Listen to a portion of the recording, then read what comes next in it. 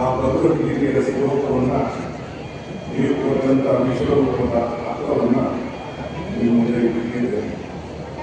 ಅದಕ್ಕೆ ನೀವೆಲ್ಲ ವಿಶ್ವರೂಪದ ದರ್ಶನಕ್ಕೆ ನೀವೆಲ್ಲ ಪಾತ್ರರಾಗಿದ್ದೀರಿ.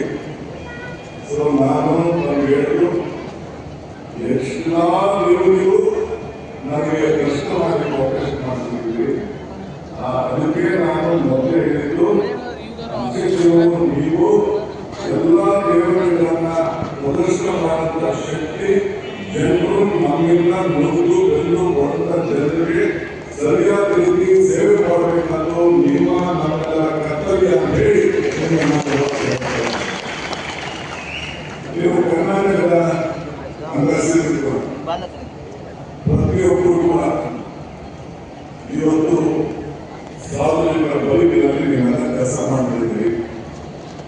ಎಲ್ಲರೂ ಕೂಡ 6 ಕೋಟಿ 7 ಕೋಟಿ ಜನರ ಸೇವೆ ಮಾಡಲಿಕ್ಕೆ ಈ ಒಂದು ಪವಿತ್ರವಾದಂತಹ ಅವಕಾಶ ನಿಮಗೆ ಸಿಕ್ಕಿದೆ.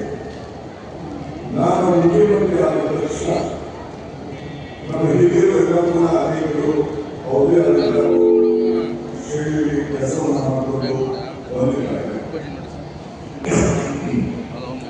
ಈ ಅಧಿಕಾರ ನನ್ನಲ್ಲ, ಈ ಅಧಿಕಾರ ನಿಮ್ಮೆಲ್ಲರಿಗೂ ಈ ಅಧಿಕಾರ ಹುದ್ದೆಯಿಂದ ಯಾರು ದೊಡ್ಡವನಾಗಿ ಸಾಧ್ಯ ಇಲ್ಲ. ಆ ಹುದ್ದೆಯನ್ನ ಯಾವ ರೀತಿ ನಾವು ತಂದುಕೊಂಡು ಅದಕ್ಕೆ ಗೌರವ